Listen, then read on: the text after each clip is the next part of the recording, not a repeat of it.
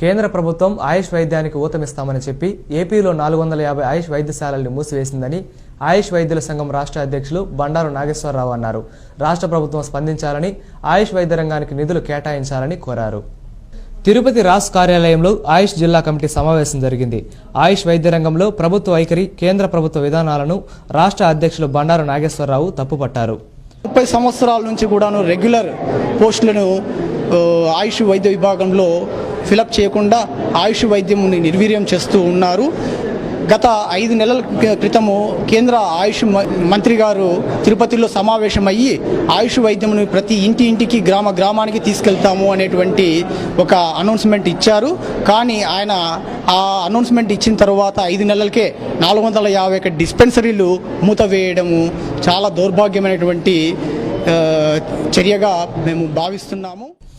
నరేంద్ర మోడీ ఆయుష్ వైద్య రంగానికి ఊతమిస్తామని చెప్పి నేడు డిస్పెన్సరీలను మూసివేస్తున్నారని రాష్ట్ర జనరల్ సెక్రటరీ కుమారయ్య అన్నారు.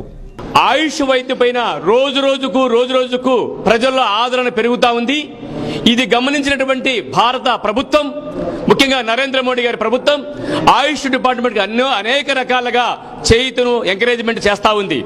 అయితే కొన్ని రాష్ట్రాల్లో ముఖ్యంగా మన ఆంధ్రప్రదేశ్లో దీనికి సరైనటువంటి ప్రోత్సాహం లభించడం లేదు.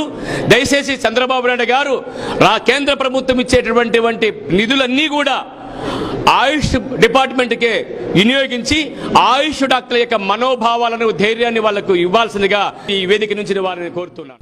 జిల్లాలో మొత్తం 47 ఖాళీలు ఉంటే వాటిని భర్తీ చేయడం లేదని నాయకులు డాక్టర్ కేదార్నాథ్ అన్నారు. 21 డిస్పెన్సరీలను మూసివేశారన్నారు.